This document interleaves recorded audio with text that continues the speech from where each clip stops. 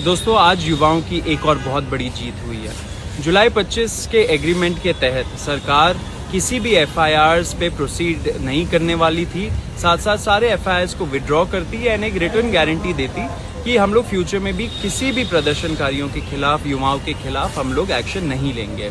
लेकिन कुछ पीआईएल्स आए सुप्रीम कोर्ट में, जिसके वजह से कुछ कंफ्यूजन हो रहा था एंड सरकार हमको बोल रही थी कि कुछ सर्कमस्टांसेस में वो एफआईआर्स पे प्रोसीड करेगी।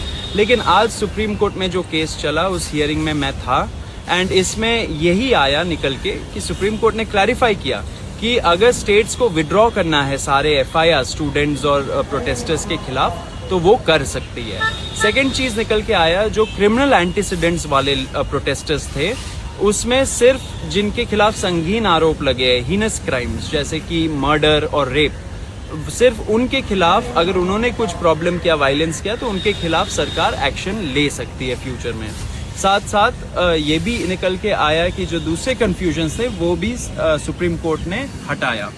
सुप्रीम कोर्ट ने ये भी इंडिकेट करा कि वो अपनी कंप्लीट जस्टिस की पावर जो उसे आर्टिकल 142 में मिलती है वो उसको भी यूज़ करके जो सारे एफआईआर्स हैं उनको एक साथ क्वॉश कर सकती है। उन्होंने ये ऑप्शन दिया है एक।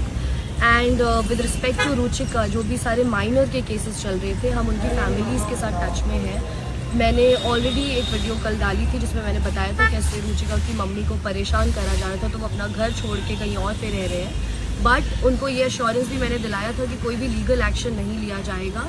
एंड साथ ही साथ बाकी जो बच्चियाँ जिनको डॉक्स करा गया, जिनके इन्फॉर्मेशन को निकाला गया, उनके अगेंस्ट भी कुछ जिन्होंने कह रहे थे कि जिन्होंने आपत्तिजनक कुछ शब्द यूज़ करे हैं, उनके अगेंस्ट एक्शन लिया जाएगा, वो सब नहीं होगा।